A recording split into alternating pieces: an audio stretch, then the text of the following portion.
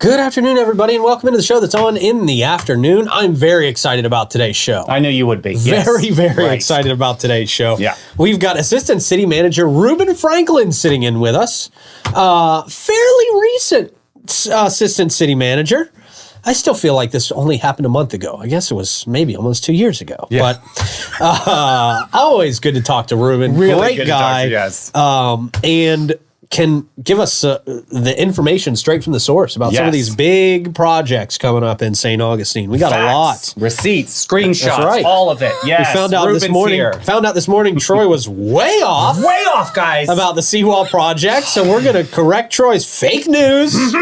Yep. And a whole lot more. We'll talk King Street Bridge. Everybody really concerned about this one. Yeah. We'll talk Seawall. We'll talk Bridge Alliance. Right. What the heck is going on out there? Maybe Reuben can help us make sense of that traffic plan out there. And a whole lot more. Very excited to talk to Reuben. Appreciate him being in studio with us today. And we'll introduce you to him in just a couple of minutes if you haven't had the pleasure of meeting Reuben just yet. Of course, we've got your events. We've got your horoscopes. And we'll give you a chuckle before you get out of here. Great. All in the game plan for today. But we'll start by telling you about our friends at Bozard Ford Lincoln. They are celebrating 75 years here in St. Augustine in Northeast Florida. They are here for you. You can experience their extensive selection of new and pre-owned vehicles, quick and quality servicing, and their parts and accessory shop that's just going to blow your mind. Make sure you grab a signature burger at Ford's Garage while you're there. We would recommend the 904 burger. I hear it's pretty good. Pretty good. They also offer services from home delivery to company fleet servicing. At Bozard Ford Lincoln, your family is their family, and they are driven to inspire. Speaking of inspirational, our friends at the Bailey Group. Oh, you got that right. Yeah, man. Getting enrolled in a health insurance or Medicare plan does not have to be complicated. In fact, it can be quite the opposite. At the Bailey Group, you're going to work with a local insurance advisor to find just the right insurance coverage for your specific needs and your budget. Very important, staying in that budget. Their goal is to make getting covered simple. No added costs, no extra fees. The Bailey Group handles individual health and Medicare, corporate benefits, and financial needs for their clients. Give them a call today, 904-461-1800. There it is. There we go. And then our friends at Mara Med Spa. That was quick, Davey. Got quick. it. Woo. I was testing you there. That was the blitz. The perfect blend of relaxation. And are you using football terms now that Taylor's... I've learned so much. Football What a beautiful sport, you guys. Thank you. I didn't have any idea what a cool sport it really is. Taylor Swift to get this guy into football. 4 chances, 10 yards, no big deal. All right. Mara Med Spa is your answer. From luxurious spa treatments to advanced medical aesthetics, Mara's experts will personalize a plan just for you. Enhance your natural beauty with Botox, dermal fillers, laser treatments, and a whole lot more. Experience top-notch care in their state-of-the-art facility. Feel refreshed and revitalized at Mara Med Spa, 2100 A1A South Suite 2. Book your next appointment at theamaramedspa.com. All right. Pleased to introduce you to, if you have not had the pleasure of meeting him already, Assistant City Manager Reuben Franklin. Reuben, thank you for joining us this afternoon, sir. Appreciate your time. No problem. Thanks for having me. Yeah, man. So wait, I just found out today that you are a big Swiftie yourself. Yes. Is this true? I am by virtue of my daughter, but I go way back to the country Taylor. Oh, the roots. College, yes. The roots Amazing. of Taylor Swift. Very, there you go. Very good. An OG is what they say. All right. Yeah, there you go. Cool. So give me your top 25 Taylor Swift songs. Top Give me 25. what's your favorite? Do you have a favorite? The one we listen to dropping the kids off in the morning. I got my daughter's Taylor Swift playlist. So Bad Blood is usually on the top. Not the Kendrick Lamar version, probably the original version. She does not like the Kendrick Lamar version. Interesting. It's the original version, and we're anticipating her re-release of Reputation. Yes! I love this family so much! This is so good! You literally just went up on the pop charts in my mind. There you go. Thank you. Interview over. Thank you. Well, hey, there's a lot more going on than just Taylor Swift, even though much of the world doesn't realize that. True. Right here at home, we got a lot of projects that are in the works, a lot of projects that are going to get started here pretty soon. Let's talk about debunking our own Troy Blevins first this afternoon. Seawall. Some confusion about what's going on with the seawall, but can you clear some of this up for us, Reuben? What do we have in the works? Yeah, so you're exactly right, Pete. We have a lot of projects in the works, and it's different agencies. So we've got Department of Transportation, the state, city projects. We also have National Park Service. So the seawall is the DOT is looking to reconstruct the seawall between the Bridge of Lions and the fort. Okay. And so last week they had their first public meeting, and they have a great website on North Florida roads. So if you go on there, you can go look at the concepts that they have for it. So essentially what they're doing is that's a low part of the seawall. It's old. I think it's like 50 plus years in age, so it needs to be replaced. So when they go back to replace it, they're going to raise the seawall. It's going to very much look like the southern one that the city did, 8 years ago now. Yeah, okay. Right. So when you're walking, you're going to have that coquina wall finish, and it's going to be at a level of protection so we don't get those overtopping storm events with the hurricanes that have been brushing St. Augustine over the years. So they're in the public input stage right now, and it's about, I think, $45 to $50 million project that they've got in the works there. Wow. Now, is that going to help prevent some of the flooding? Because as I understand it, a lot of that flooding comes in from the drainage system. It kind of comes from the bottom up, correct? Yes, it's absolutely going to prevent flooding up to a certain level. So what we'll do is we'll put backflow preventers on those drain pipes so they can't come up through the drainage system. And they're already on there. What happens, though, is when it overtops, it fills the whole bath. It's like a bathtub. Right. Once it starts to spill out. So then those backflow preventer valves, those one-way valves on our storm system, they're irrelevant at that point. Yeah. Once we hit overtopping. So the other part of that project is actually the National Park Service. We're going to be rebuilding a section of their seawall as well. Because, water just goes to the lowest point. Right. And if you don't have it, protected all the way around, then we have to work together with DOT and the National Park Service. And the sustainability on something like that. Like, what's the maintenance and the upkeep on a project like that? Seawalls really aren't that expensive to upkeep. We would roll it into our maintenance, pressure washing. We put like anti-graffiti, things on it. So, but as far as the seawall itself, it's pretty well set in place. The maintenance isn't that much. On this. Okay. And the national park side of that would be in front of the fort, I'm guessing, right? Yeah, that area in front of the fort. Okay. So they're individual projects, but there's coordination in between the two agencies, and of course, it's right in the city's front yard. So we're actively involved as well. Okay. Was it welcomed by both parties? It is. It's welcome. I think the hard part that the public's going to have to get over is the view shed. So, right now you have the chains with the bollards. Yeah, right. And you can see, this is actually going to put, the wall is going to be higher because we actually have to prevent the water from overtopping. So there's going to be that tug between, what you can see from the roadside of our beautiful inlet and water features. So I think that's where the rub's going to be. When you did it on the south side, did you get a lot of pushback on that too? We did. We went through a lot of extensive because it looks great. It doesn't look bad at all. Yeah, right? we ended up lowering it a little bit so you could see, but now that was hindsight. Now we probably would have built it a little bit higher based on all the flooding events that we've had in the protection. Right. Yeah. That makes sense. Okay. Well, that'll be one to kind of keep our eyes on. I'll be curious to see how that look. I mean, I guess it's going to look similar to the what we've got on the other side, right? Yeah, I think from my perspective, it's going to be a really nice improvement for pedestrian movements up and down the bayfront. It's going to have a wider promenade area. We're going to widen the sidewalk on the roadside as well. Okay. And then it's going to have a nice little green slope between the two. So for when we do Christmas parades and events, you'll have actually a nice green space that you can go set up and sit on, and a little hill basically to watch. Because right now the seawall kind of drops. Right. Yeah. So you're going to have a much nicer graded lawn space that I think the public. I will say we do the ALS walk, and it is a frustration with handicap ramps and things like that. So that's going to be a lot easier. Correct. Yes. Okay. Yeah, cool. Both sides, and so that it's going to be a great improvement. and needed. Yeah. Like I said, the seawall, like a lot of the things we're going to talk about with these projects, is why are we doing them? Well, a lot of them are their age, they're old, they need to be replaced. So the seawall, and then we'll talk about the bridge. But those two are projects that no matter what, they have to happen. Yeah. Well, let's get right into the bridge. It's people look at it, and people look at the plans that are out there, right? And I'm not the first person to tell you this. They're confused. People are like, wait, how does this make traffic any better? It just looks like it's going to be more confusing. And we gain another roundabout, which I know you are a fan of roundabouts in many cases. But talk to me about this. Sure. So where did this come from, and how's it going to work?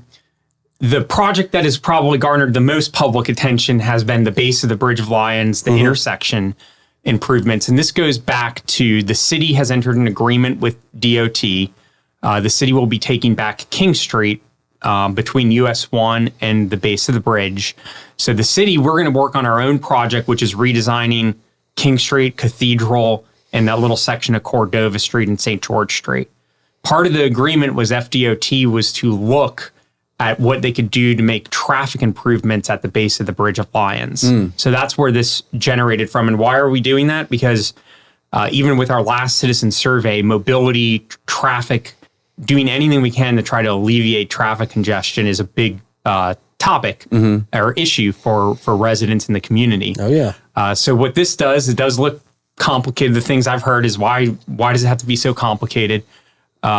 Pretzel. I've heard the pretzel be used as a nickname. Oh, The peanut, the May Street intersection right. is the peanut. So people have started to call this the pretzel. Okay. The whole point of it is to reduce traffic congestion that happens when the Bridge of Lions goes up. When the Bridge of Lions goes up, everything comes to a grinding halt. So what this does is this actually flushes the traffic. The queues that build up now, simply put, with the improvements that DOT is showing, would cut the queues in half. So right now, if you're one of the lucky people during a peak time to get stuck at the end of the line, so if you're on the island, you're probably by Matanzas, or if you're coming from North City, you're probably stuck around the fort in line when the bridge goes up. You can actually get stuck twice before you go over the bridge. The improvements, the modeling shows that doesn't happen anymore. It clears the queue in like between 3 and 5 minutes, which then allows the city to go back to normal operations until the next bridge opening. So that's really the bang for the buck there. And so a couple of things people ask is, well, why don't you just change the schedule of the bridge openings? I was going to ask you. Okay. Easy, right? Yeah. We started that process about 4 or 5 years ago. It was one of the first things I did before assistant city manager as the mobility manager. We lobbied the Coast Guard because they control the schedule of the bridge. Oh, really? St. Augustine doesn't control that. No. And it's federal regulation, so it would require amendments to federal CFR, Federal Code Regulations. And so there's a whole public input process with that. And then the Coast Guard, after opening the public input and hearing from the public, they decided not to do anything and keep the schedule as is. It opened up a very interesting public discussion between boaters and people, traversing the bridge in their motor vehicles. So the boating community was against. The vast majority of the boating community was against modifying the bridge openings because it would impact the way that they travel. Yeah, all that, yeah. And so we did do that. So that was one of the first things we tried to do. The next thing we did was we looked at our own commercial vessels, the Black Raven and the Schooner Freedom. So we got all the bridge tender logs, and we realized that our own commercial vessels were between 12 and 15% of all bridge openings were our own commercial tenants. So the commission at the time came up with a modified schedule for them. So they're only allowed to go through the bridge during certain times, and we try to avoid peak times with traffic. So those are things we've done in advance of this. And I will say that we're in the public, a lot of people always say, oh, it's a done deal. The city's going to move forward or DOT is going to move forward with it. That's in this case, that's not the case. We're actively seeking public input. Do you want it? Do you not want it? It's okay if it goes back the way it is. It's just we're going to live with the a drawbridge that opens that generates these large queues in directions. So we're figuring that out right now. Do you think, I mean, looking at that model, I mean, I'm a layman, but do you look at that, you think that all the space is being efficiently used in that model? There seems like a lot of dead zones just when I looked at it. And like when we talked to Troy about it, there seems to be a lot more space at the base of the bridge.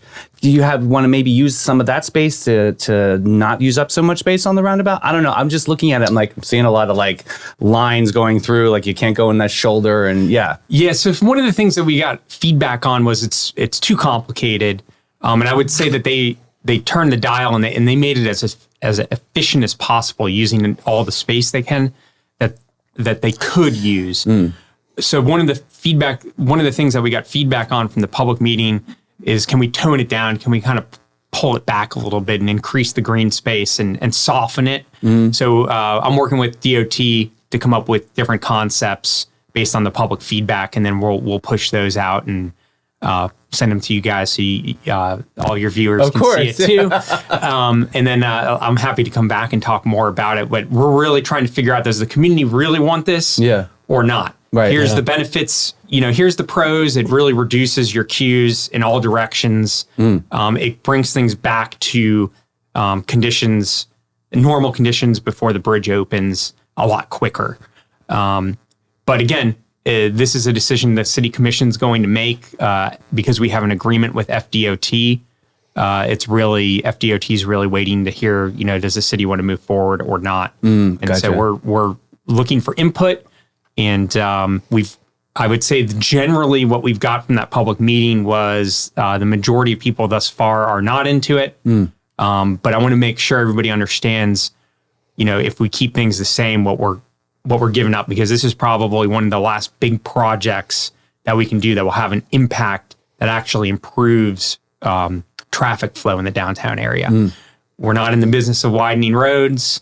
You can't really do that downtown. You got no space to do that downtown. So the next thing that comes to mind are the intersections. All intersections are inefficient. And so what DOT's been doing they started with the May Street intersection is when you have constrained space, not all the space in the world, you got to get creative. And that's kind of what you're seeing, these out of the box type of solutions. And it's not a roundabout. This is like a hybrid roundabout. The only true roundabout we have in the books is out by Old Quarry and Anastasia Boulevard by Alligator Farm. That's one that we're working on with DOT as well. Oh, right. We're going to talk about that too. That's on the list too. But and just to wrap this up in a bow for the whole reason that it's kind of elongated like that is when we found traffic, 2/3 of traffic coming from the island onto the mainland want to go right at the base of the bridge. So 2/3 of traffic. So the way the intersection's configured right now, if you get cars that want to go straight or left on the Cathedral or left to South City, as soon as they block that right slip lane, boom, that's when your queue starts to build up across the bridge. And is there room to expand that right turning lane at all? That's what I'm talking about. And that is exactly what they're doing. So we really can't... without doing, if you look at it, it's really they're pulling that lane like this so they can get more queuing capacity, and that's essentially what the whole design is. And what you about can't the just lights? shave off the corner of the park itself. So that's why it looks the way it looks. I think from a pedestrian perspective, it looks complicated from an aerial view. But I think the way that most pedestrians and people are going to interact with it at the ground level, it's not going to look as crazy as it does from like an aerial view. Are the lights too long, do you think? Is that part of the congestion problem? Well, our producer had an interesting run-in. Now, you guys' lights were down at the Bridge Alliance a couple of days ago. Clay's observation, traffic's never been smoother at that point. Right. So, Reuben, did we just take out the lights? Yeah. I got downtown and back twice, and I never had to sit in a line. Yeah, on a Sunday. And that's because they're restricting traffic turning patterns on part of the road too. So it probably was working better because they have the detour. So when you were going through it, there was no eastbound traffic coming through the intersection from King Street. Okay. So yeah, that works better. One of the things we're looking at, and this is going to come up with King Street and Cathedral redesign, is looking at the traffic signals along King Street and whether or not we could remove some of those as well, because we've gotten feedback when we have hurricanes and things go into flash mode. Even our own police departments observed that it seems traffic runs a little bit better. So we're looking into that as well. Awesome. And then as part of this plan, and not many people have talked about it, but does this close Cathedral? No. Oh, I'm so glad you brought that up. Okay. Pete. So one of the rumors out there, and I've started this rumor a long time ago, was that we were going to close Cathedral down. I was the front page of the record paper right when I became the mobility manager. City is going to close Cathedral. Again, we've been workshopping this for a long time and getting public input. And the one thing I can tell you is we are not closing Cathedral to traffic. Traffic and parking is going to remain on Cathedral. We heard that loud and clear. We also workshopped a lot of iterations of the base of the bridge. We actually looked at forcing all traffic to go right at the base of the bridge. I remember this conversation. Yeah. So that we had concepts with that. We heard from the public on that. They didn't like that. We looked at roundabouts. We looked at the problem with a roundabout at the base of the bridge is we need more room than's available to get a roundabout in there. Because we're historic in nature, so we care about view sheds and impacts to Anderson and Ponce Circle, and the roundabout would have had to impact the Anderson and Ponce Circles, and historic preservation folks told us that was a no-go. So that's why we pulled it back, and you kind of see what DOT is proposing now, because those were all the constraints we were working with. Got it. I would imagine you guys, we talked recently about a boat that was found while they were doing some road work recently. Right. We talked to Chuck Mead a little bit about that. Yes. And so do you anticipate if you guys do dig up the roads and you put something brand new in there, are we going to find more stuff under the roads? And I would imagine that might cause some delays in the projects as well if we find some more artifacts. If I was a betting man, I would bet 100% we're probably going to find something along the section of King Street, especially as you go past Charlotte, because when we did the Charlotte Street project a few years ago, we had the grave site that was uncovered with the burials and stuff. So that brings things to a grinding halt, which is the bane of our engineers, project managers that run it, because they like to try to keep things on time and on schedule. Right. And so it's part of doing work in a historic old city. And those cultural resources are very important. So, unfortunately for folks that are traversing, trying to get to, you got to drop your kids off at school or get to work on time. It's just one of the things in this old city that we just don't know what we're going to uncover. And when we do, we have to take the time to treat it appropriately. Sure. Makes sense. Heading over to May Street really quick on that project, what do you think the city learned from that project? Was there any kind of a learning lesson? Because that was new information for all of us to digest. That was a different hybrid roundabout like you're talking about. What was different about that project, and how do you think that helped us grow as a community?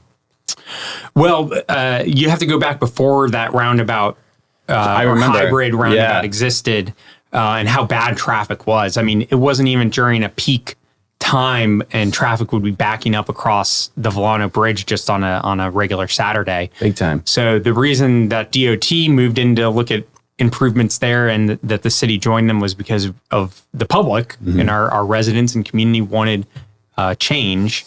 And so we started looking at, well, what can we do? And there was all kinds of alternatives that were proposed. I think 5 different alternatives were proposed before we landed on that roundabout. And one of the problems was that we didn't own the land. So there wasn't enough land. So I don't know if you remember at the time, one of the big controversies was the 7-Eleven. 7-Eleven. Yeah. That's right. So we were also fighting this. The residents were up in arms that 7-Eleven was coming in. So the commission was deliberating on what to do. And we ultimately decided to buy that property. And when we bought that property, that enabled DOT to then expand their alternatives because they had more room. Interesting move. And so that's how the peanut came to be. I think I would have done things like this, go on shows like this and engage more with the public. One of the things that I know DOT learned and I learned is watch those turning radiuses because a lot of people have boats in this community and trucks. So one of the things that had to happen during the construction was to actually go back and widen some of the turning radiuses through that. And then we did the landscaping project after it, and we're working on an art component to the intersection. Right now, there's an art committee that's putting together with cultural council. So it opened up a lot of opportunities. It improved traffic flow through the intersection.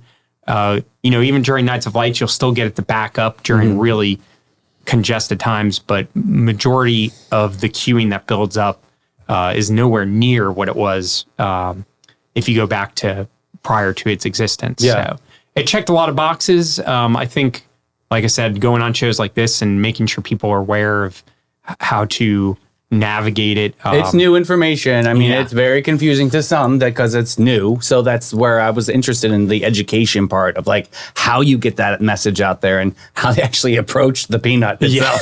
But I like talking to you about these things because, it lets people know that you guys are putting a lot of thought, like you mentioned about the boats and things like that. I mean, you guys put a lot of thought and consideration into these things. It's good. It's good to hear. Well, thanks. I appreciate that. We do put a lot of thought into it, and then we bring it out to the public. And I'm planning to take this to our neighborhood councils and our neighborhood associations, to our business councils too.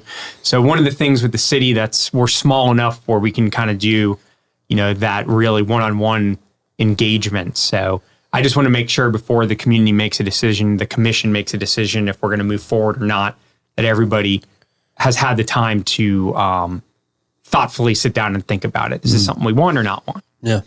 I got to tell you, another thing that's kind of polarized a lot of people in the city of St. Augustine, the Browdy's parking garage situation, right? You got a lot of people that say, well, this is great. We need more parking. We need this structure there to help us with the traffic and the parking in downtown.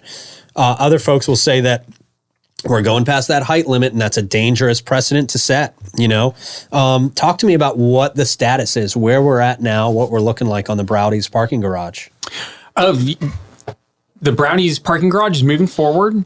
It's going to be 740 parking spaces of new parking inventory. So it's going to provide parking for the West King Street business district, as well as we'll run a shuttle from there to get people into the historic downtown. And so the commission passed an agreement to move into the design phase with Barry Browdy and his team. And so they're actively starting the design, and it's anticipated in 2 years' time, we're going to have a parking garage open. Okay. Now that did come with, we created a new land use, mobility-oriented development. Sometimes you'll see transit-oriented developments, TODs. Well, we created an MOD, and the whole point there was to have a residential mix and commercial mix that activates the street. It's not just a parking garage. And to do that and get the density that they needed, we did need to go a little higher than what the community's used to. Of course, I'll point out that, right in the heart of downtown, you've got the Treasury building that couldn't be built today either. Right. So, but that was kind of grandfathered in, right? Yeah. But this is pushed out it's past, it's US 1 and King Street. It's a little different. It's outside of the historic district. So I think the commission felt comfortable, with the height that is going to be associated with the garage and the residential and commercial development. Now, staying in that area, another big one that people are marking on their calendars, I guess, is the King Street Bridge. Oh, here we go. Yeah. Now, this is an important one because every time there's a storm, every time there's a king tide, you drive by this particular section, and a lot of the times the police just have it blocked off because you physically cannot get a car through there because of the flooding. So how is it planned to improve that situation on that section of road? So the bridge, first and foremost, is old, so it just needs to be replaced. Whether that city asked for them to do it or not, it was going to be replaced. The city got involved because we wanted to raise that bridge as high as we could get it, so we don't have those flooding, at the approaches of the bridge. So we could eliminate or limit the amount of times that it floods. So we raised it as high as we could. The hard part is where the landings on both sides, it's a built existing environment. So we had to match the landing areas without impacting Flagler College and without impacting the hotel that's and the commercial. It used to be the ABC liquor store, but now it's the coffee shop and cannabis shop. So without impacting those properties. So we did the best we could with the limited space. That project is scheduled to go into construction this summer. Right. So I would anticipate mid-July, we're going to get through 4th of July. Okay. And then the bridge is going to get closed to traffic. So the way that you're going to... that'd be a mess if they were working on it on 4th of July. Oh, yeah. Again, thinking about things. Nice. So, but they're going to put a traffic signal at Malaga and US 1. So you're going to turn down Malaga Street and you will have an actual signal that's going to give you a green to get, north or south, go north or south on US 1. Okay. So it's going to be a different way of accessing the city, and we'll be paying attention to, for our residents that live in Flagler Model Land, how much cut-through traffic is going on. So we may do something to try to limit cut-through traffic for the residents there, but we're going to let them establish the MOT first and then evaluate that. But yeah, for about 12 months, that bridge is closed. Oof. And the whole reason, again, is space. Yeah. They don't have room to build a temporary bridge and time. So they can build it a lot quicker, kind of like ripping a Band-Aid off in the construction world. Do you want a 12-month project or an 18-month project? So they can do it in about 12 months if they close it down and pushing traffic. So if you want to go to US 1 and you're by the Leitner Museum, you're going to go all the way down and turn right on Malaga Street, and then you'll have a traffic signal and you'll be able to turn left onto US 1. How do you deliver this information to local businesses? I mean, I can only imagine if I had a business in that area, I'd be a little freaked out right now. Yeah, so it's a DOT project, so we usually let them get out in front of it, and then we'll take their material through news and notes. We'll push it out. We'll go, DOT, I know now, will actually go and engage with the actual business owners. But we'll go to the Historic Area Business Council, the St. Augustine Business Coalition, and we'll hit the ground, just knock on doors and talk to people. Right, and make sure that their voice is heard too, because I know that there's a lot of panic about this and trying to find solutions. And having that light on Malaga is a great idea, because that obviously alleviates. Yeah, me too. Yeah. So that's a great piece of info. All right, back to roundabouts, Reuben. All right. They keep movement going. The island. We've seen plans for a roundabout at the island near the fire station, Yes, right? correct. Where are we at with that one there? We had a bit of a setback. We were, in order for the roundabout to happen, we have to find a new location for the fire station. And so the city was looking at a piece of property across from the AMP that was part of the state park. Oh, right. I remember that, yeah. But we had to ask the state for permission to enter a lease agreement to build it. And the state, the Acquisition Restoration Council, ARC, voted no. It was a 3-4 vote against us using the parcel. Any insights into why? I mean, I'm sure they gave you a reason, right? Was it just not? Yeah, I think the residents behind there were put a good campaign together, and they were not thrilled with the idea that the city was going to build a fire station in front of their neighborhood. They're also deal with impacts from the AMP already. So I think we were exasperating the situation. So I think the ARC listened to them and put the owners back on the city to go find another location for our fire station. So we're currently looking for another location for a fire station. Yeah. So if you guys got any ideas, let me know. I would imagine that old store right there next to the gym is probably not ideal. I know that's up for sale, but that's probably not big enough. We needed about 2 acres of land. We actually had squeezed it down to about 1.5 acres of the actual buildable part. So we're currently going back and looking, but we gotta find a new location for the fire station. Again, that fire station is old. It needs to be either rebuilt in place, which then we lose the roundabout, or we find a new location for it, get a new fire station, and build a roundabout.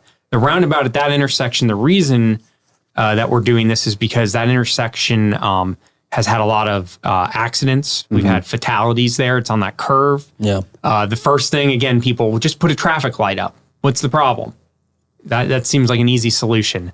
DOT will not put a traffic light up because it's on a curved section. Really? The roads that come into it are not at 90-degree angles, so it's just a weird intersection. So finally, we, after many rounds with FDOT, DOT came back and said, well, if you can move the fire station, then we'll move forward with the roundabout. And the roundabout provides pedestrian crossings in all directions, which we don't have right now. It slows traffic down. It makes, when you do have accidents, they're usually sideswipe accidents, so the risk of fatalities goes down with a roundabout. And we're viewing it as kind of that entryway into the city of St. Augustine from the island side as well. So you'll go through that roundabout, slow things down as you make your way towards whether or not your destination's on the island or in the historic downtown area. Okay. All right. But it all weighs on the fire station, right? Whether that happens or That's not. an important yeah, where you component. find, yeah. So we're like I said, we're still looking How for. you guys feeling on that search? Like, you got some leads or? Yeah, we've got some ideas. We'll debut in probably Of course, a yeah. month or so. Yeah. Again, we're just trading. The residents that live in the Madera community behind that site. Where they came out. Now, when we pick a new site, I'm sure there's going to be people that aren't happy with that. So I mean, we'll have that's to always deal going to with- happen. I feel like we'll have to deal with that. But at the end of the day, community public safety is a big deal, and we really need to get a new fire station on the island. What about the city's conservation program? Shifting gears a little bit. Yeah. Talk to me about this. Where are we looking? Where are we at with this? So that's one thing I've been working on lately. The city commission asked they would like a formal conservation program. So people that are interested in selling their property within city limits will have a application and a whole ranking, matrix ranking, and they can submit their properties for consideration to be purchased. And so conservation is really important. It's one way that we can actually battle overdevelopment by putting more land into conservation. So it will be a voluntary program. And I was just at the last city commission meeting, presented what we thought was going to be a kind of a final, this is the way we're going to rank properties. We got some feedback. So the next city commission meeting, we're going to bring back the conservation program. And once it's approved, we'll be launching a website with an application. And anybody that has a piece of property within the city that wants to sell can fill out the application, and we'll rank the properties. And there's a couple of ways to fund it. One will be annually through our budget process using general fund monies.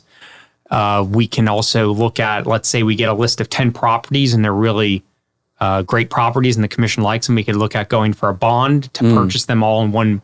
Yeah, I was going to ask you, do you cap that off, or how do you weigh that? Yeah, so it's all about the money, right? Yeah, so yeah. it's how much money we have, and then the other thing is going after grant funds from the state or federal level to help us purchase these properties. So I'm anticipating March where we're going to be launching the city's conservation program and website. Now, you mentioned this kind of helping to curb overdevelopment a little bit. I think some people, and correct me if I'm wrong on some of these details, I think some people worry about, well, today it's conservation land, but then the commission could just decide in 5 years, we're going to open it up for people to build. The situation that comes to mind is Fish Island, right, where that was kind of conservation land, and then there was a big debate, are we going to sell this? Are we going to turn this into something different? Oh, right. Yeah. So what's the potential, are we looking at the potential of today? It's a conservation land, but I don't know. New commission comes in and they want to pop up a 5-story building out there. Yeah, vote for affordable housing or something, so commissions change and kind of the way that they look at things change. Right now, our commission's very involved with conservation.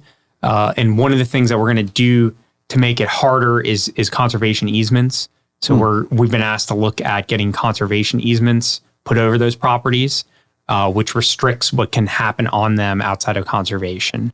So the city wouldn't hold that easement. We'd be looking for another entity like North Florida Land Trust or the Water Management District to actually hold a conservation easement, which then, is a document, an instrument that restricts what you can do with the property. And so that's for an allotted amount of time or forever. Either way, Okay. You could put a lot amount of time or forever. Got it. And so the way we're going is forever.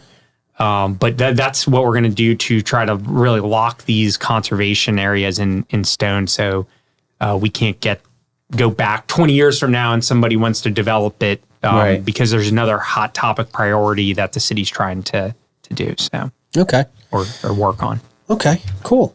I guess my last question for you here today, Reuben, and thank you very much for your time. I always Thank appreciate you. these This is conversations. awesome. man. Yeah.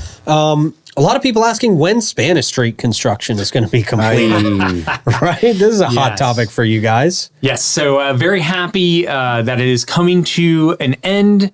End of February, we're anticipating the construction to be done.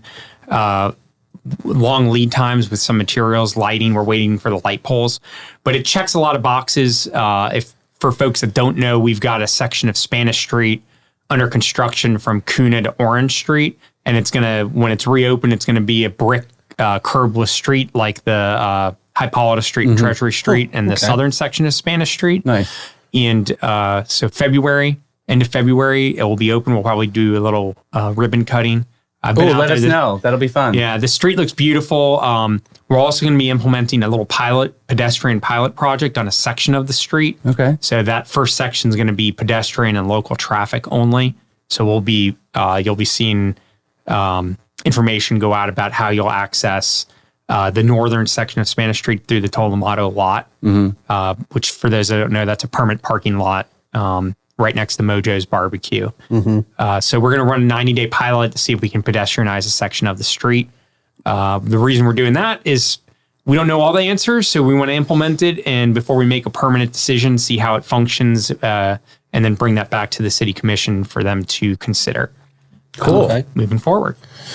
Well, Reuben, again, we really appreciate your time, sir. Yeah. Assistant City Manager Reuben Franklin, kind enough to join us this afternoon and help explain some of this stuff to us. So I always appreciate the clarification, and I know people watching appreciate it as well. No problem. Happy to come on anytime, guys. Awesome. Yeah. Thank you so much. Reuben Franklin, everybody. Very cool. Always good to kind of clarify some of that stuff from a city perspective, right? Absolutely. Yeah. May the swift be with you, sir. Yes. Can we never say that on this show again? Why? He's bringing love and light. Had a great interview. Awful. Let's go Jeez. forward. Oh, boy. All right. Moving forward, I will mention, speaking of downtown St. Augustine, Old Town Trolley, a big part of downtown St. Augustine, right, getting people yeah. around, mobility. So if you didn't know, St. Johns County residents always get a tour free when accompanied by a full fare adult paid guest out there at the Old Town Trolleys. To take advantage of this incredible offer, sign up for your Hometown Pass today at hometownpass.com. Very easy. Your Hometown Pass can also be used at the Old Jail, Potter's Wax Museum, the Oldest Store Museum, and their free Hometown Pass is just the best way to entertain visiting friends and family. The Old Town Trolleys, they're the green trains. We love them. And we love All American Air for a fabulous 45 plus years. All American Air has been serving St. Augustine and its surrounding counties. Their areas of expertise include warranty and non-warranty service work on all makes and models of AC units. They also have preventative maintenance service agreements, new construction installations, and equipment replacement with high efficiency systems. From the most efficient Lennox home systems to the iComfort Ultra Smart Thermostat, All American Air has all your latest and greatest in all of your HVAC products. Give them a call today. Get on one of those maintenance plans. 904-461-0070. And they are open from 8 to 8, and I'm talking about Bin 39. Yes. Every day.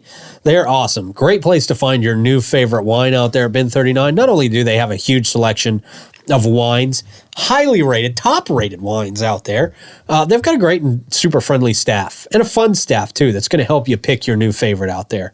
You can choose from over 85 wines, 50 of those rated over 90 points by Robert Parker. It's a lot of numbers, but just means it's good stuff. Give them a call today. Get on one of those wine tasting lists. 904-827-5740. All right. It is time for my favorite part of the show. Okay, well. Horoscopes.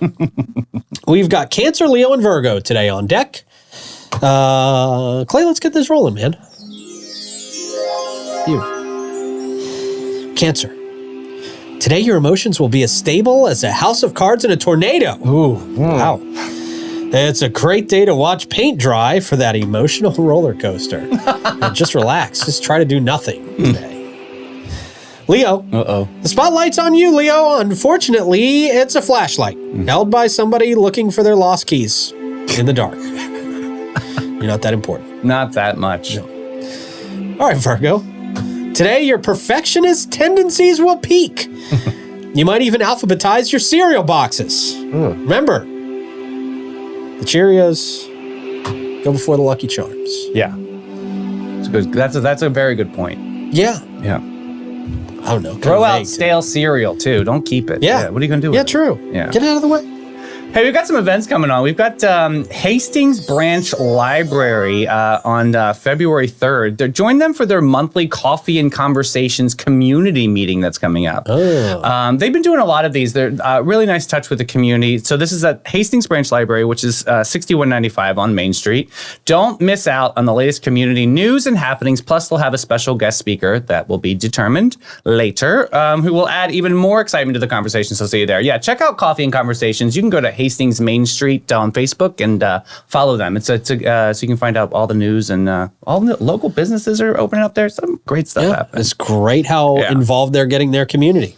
Hey, I got this from the great Commissioner Cynthia Garris. We've got Who's Going to Tell It Black History Month. This is happening at 69 Washington Street, St. Augustine. This is happening February 4th at 3 o'clock p.m. Reach out to Commissioner Garris and see if you can help with this Black History Month awareness program. Also, Pastor Abram Jones will be there and Teddy. So yeah, check them out. Cynthia Garris has that posted on her Facebook page, but very awesome. good of her. Yeah, love her very much. Thank you for showing that. She's awesome. And Ancient City Game Fish Association announced the 14th annual Kids Fishing Clinic is coming up. Save the date, Saturday, March 9th. Kids 12 and under, that's happening on Saturday. Free lunch and raffle. The registration's at 8 a.m. There's a clinic from till noon. The first 100 kids get a free bait bucket. Okay. This is brought to you by St. Augustine Marina. For more information, contact Donna 904-814-0515. Very good. Thank you, sir. Yes, sir. I want to remind you that our friends at Panache will make you feel special. Okay. And they can do that in a number of ways, by the way. You go down to Panache, they can spruce up the hair. They can do a little bit of cut and color. They can reorganize everything. If you're like, look, I've had this look for 12 years. Right. It's just, I need to switch it up. I need to modernize a little bit. They can help you.